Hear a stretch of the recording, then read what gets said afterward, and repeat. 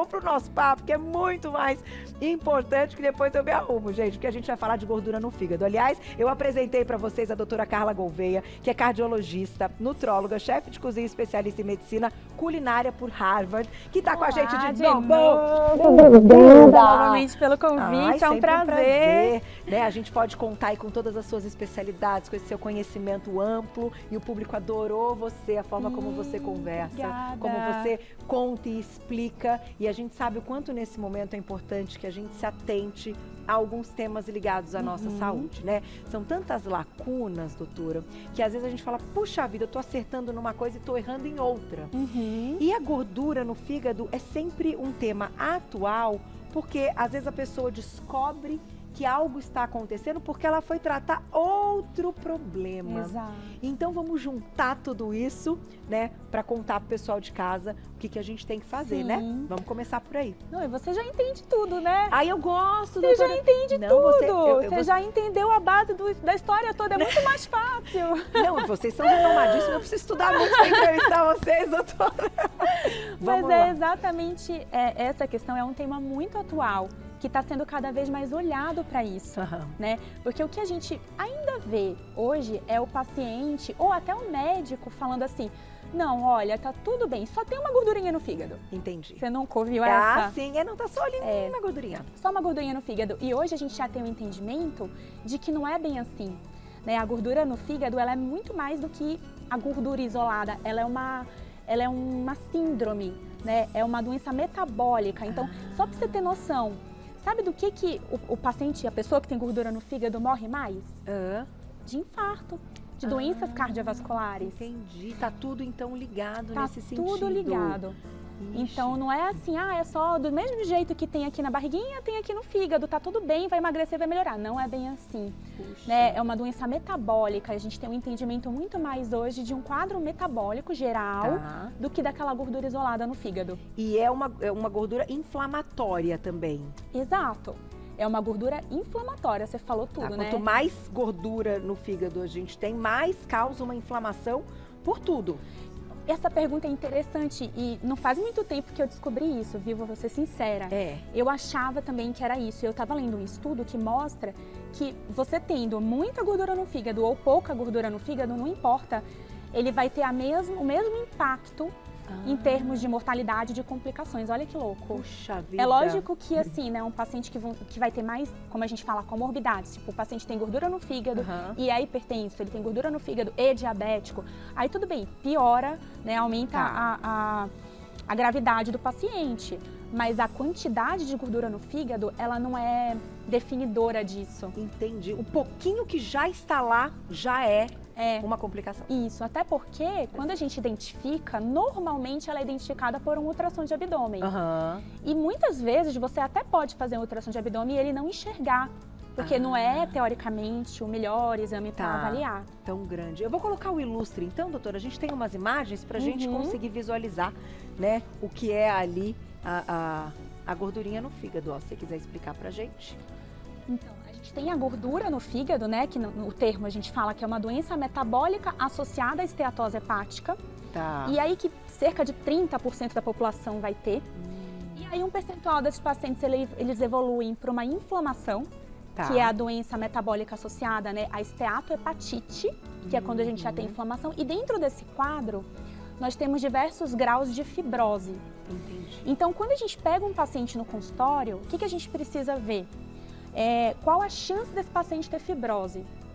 Então, a gente tem uma calculadora, né, que a gente faz ali, que identifica alguns exames, algumas doenças do paciente para ver. E aí, dependendo disso, a gente precisa pedir alguns exames para ver se ele já tem fibrose no fígado, para ver o impacto disso já no paciente, porque depois disso, dependendo do grau de fibrose, esse paciente pode evoluir para cirrose hepática. Porque quando a gente fala da gordura no fígado, é um quadro que ele pode ser revertido. Sim. Né? Com mudança de hábitos, que a gente vai falar daqui a pouquinho.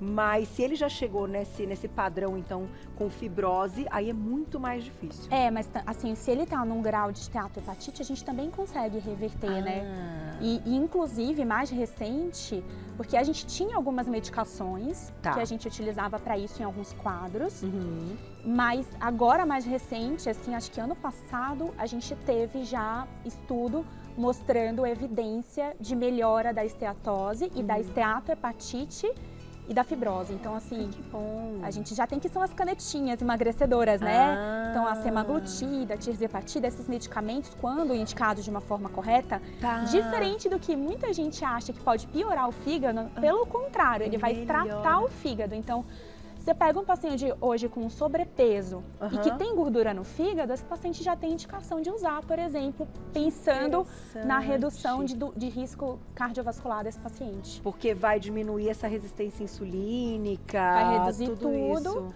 Vai emagrecer, vai reduzir a resistência insulina, vai diminuir a esteatose. E não é metabolizado pelo fígado. Sim, na verdade ele vai melhorar. Ele melhora, porque a gente não está ingerindo, ele é aplicado. Amanhã falaremos sobre as canetinhas, como eu comentei com o pessoal de casa. Então já vamos já dá para incluir isso, né? Porque a gente tem evidência já sobre isso. Que legal. E hoje, assim, se a gente for pensar também em tratamento, o principal tratamento é a perda de peso. Tá. Então, a partir de 3% de perda de peso, a gente já começa a ver benefícios. E de 7 até 10, 11% a gente já vê benefícios mais significativos ali da melhora da esteatose. Eu vou colocar na tela, doutora, a gente tem aqui algumas informações também para seguir, até entender um pouquinho então do tratamento. Quando a gente fala do acúmulo de gordura no fígado, a gente fala então que isso é associado a problemas como a resistência insulínica, obesidade abdominal, diabetes tipo 2, colesterol e triglicérides altos. Então, a perda de peso, ela atua nesses outros controles e problemas, né? Sim.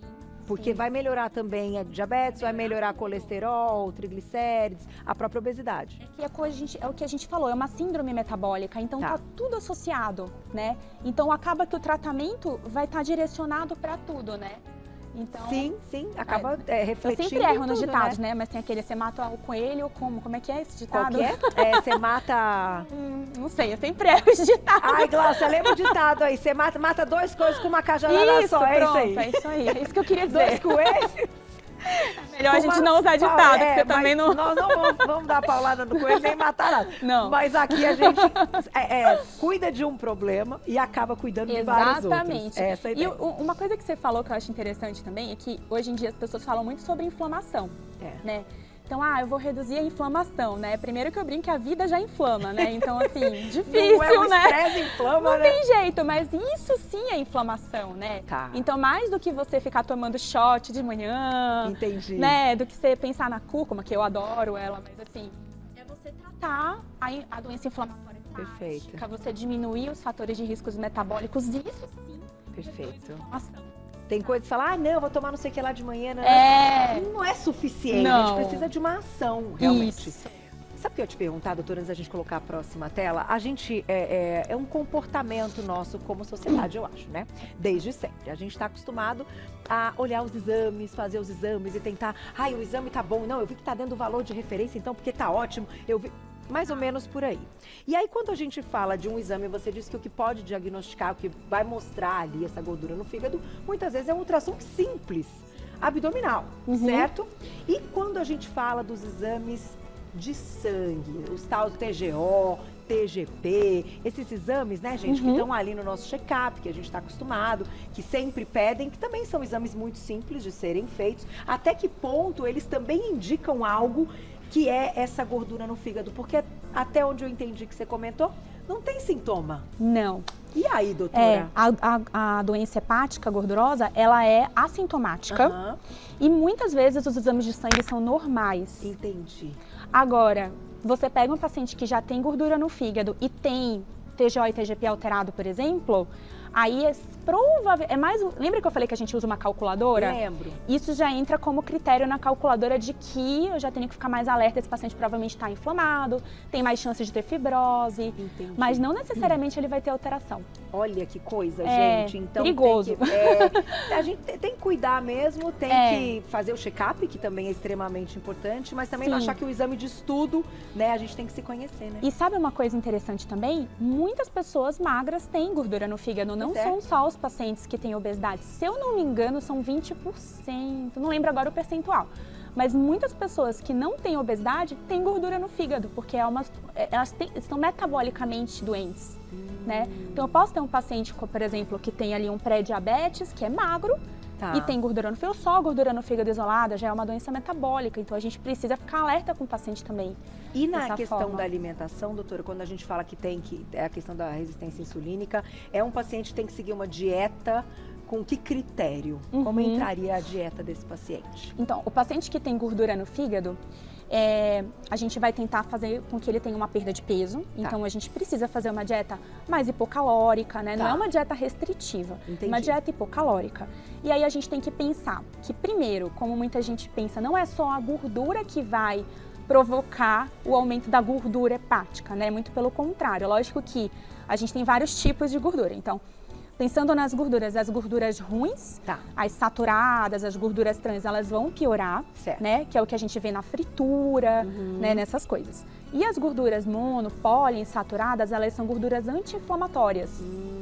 Então, que é o que a gente vai ter na dieta do Mediterrâneo, aquela receita que a gente fez. Do salmão maravilhoso, que tá lá no YouTube, hein, gente? Aquela receita para quem tem gordura no fígado é sensacional. É ótima, porque tem tudo que precisa ali para tratar.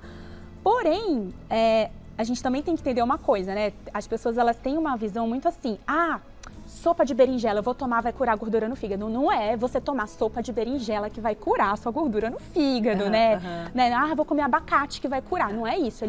Mais uma coisa, contribui, é o uso várias vezes, junto com outras coisas. Entendi, porque toda vez que a gente usa uma coisa que é boa, a gente deixa de comer o que é ruim. Também. É mais ou menos isso, né? Isso. Aí também tem os carboidratos, né? E aí?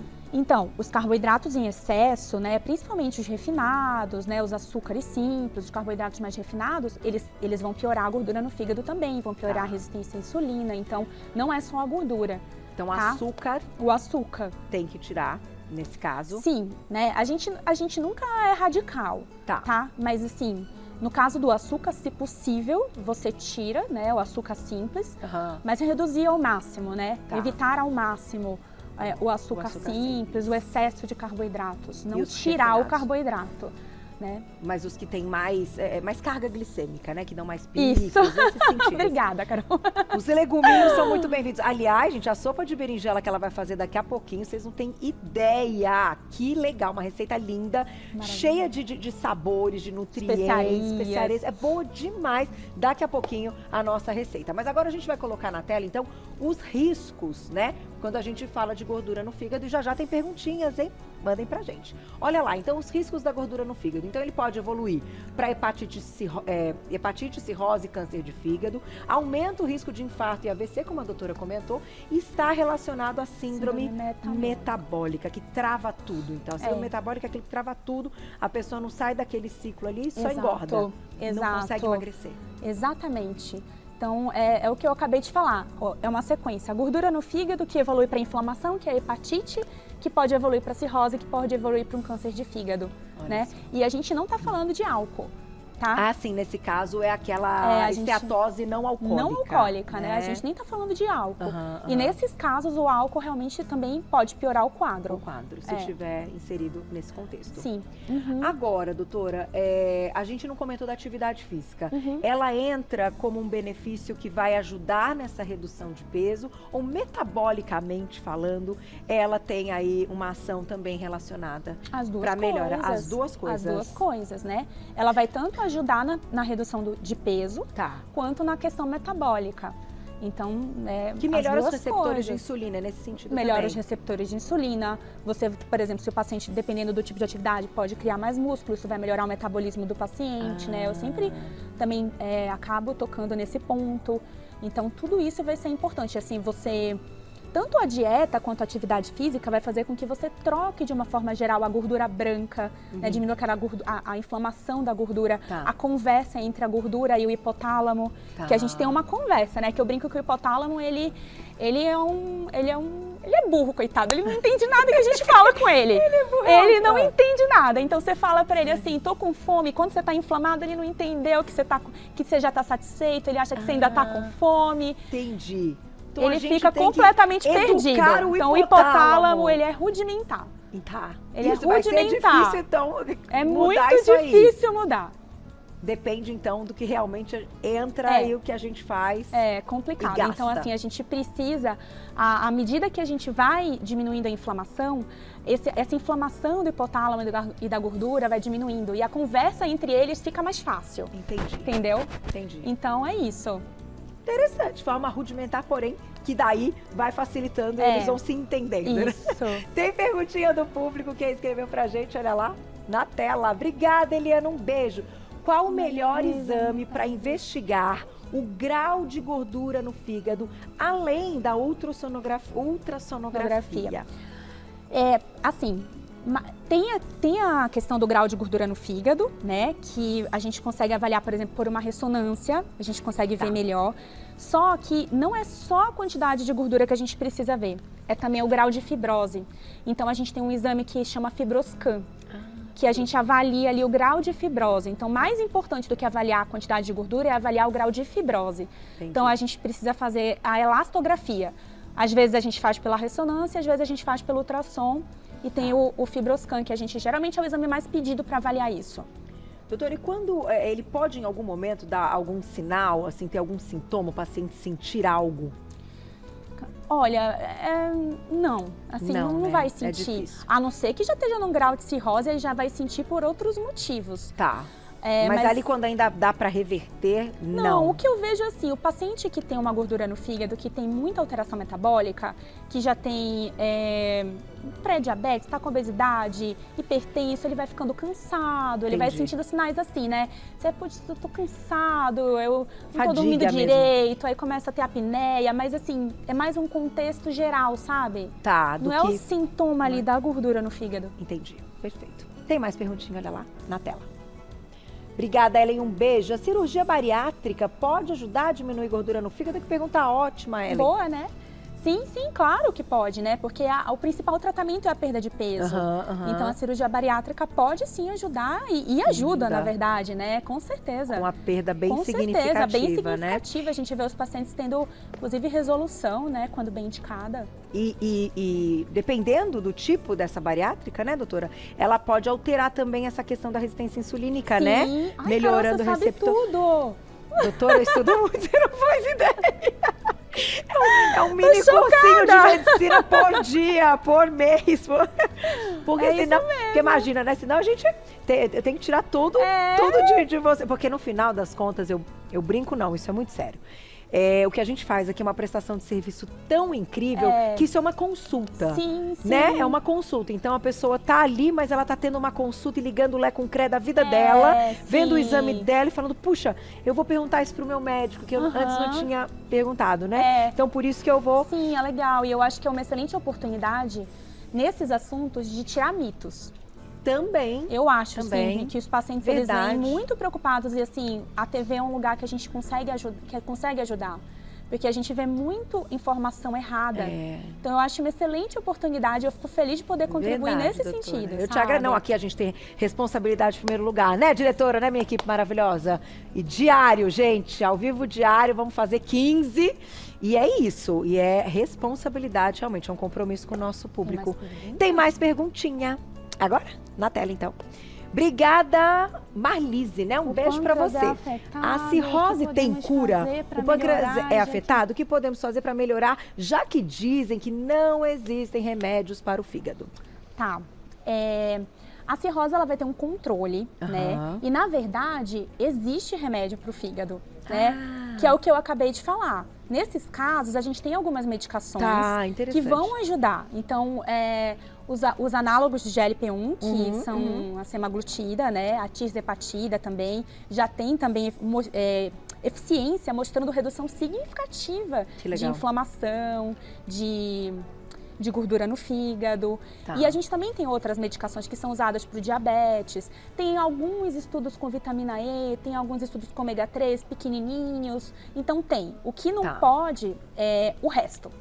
Entendi. Então, qualquer outra coisa que surgir ali não tem evidência significativa. Porque eu até achei que fossem perguntar mais coisas, né? Do tipo, por exemplo, muitos chás, a gente vê pacientes chegando com várias fórmulas, piorando o quadro. Perigosíssimas. Né? Menos é mais. No caso de doenças hepáticas, qualquer suplemento que você dá para o paciente tentando melhorar o quadro pode piorar. Gente, eu já ouvi história de médicos contando que esses blends de chás que vem pronto, que você não sabe o que tem, podem inclusive levar o paciente a perda. Sim, você sabe que eu sou do Pará, né? É verdade. Eu sou do Pará. E lá a gente tem muito hábito de ervas, né? Então eu lembro quando a gente fazia a faculdade, né, que a gente rodava no internato, vários pacientes que tinham insuficiência hepática, que você não encontrava o motivo, você pergunta quando você vê, o paciente usava algum tipo de chá diário que nem lembrava, e era por conta disso. Então, quando você vai para esses ambulatórios específicos de hepatologia, eles têm várias histórias. Olha só, gente, então muito cuidado, porque o que pode ser muito legal e nos ajudar pode também cair por terra e ser perigoso, né?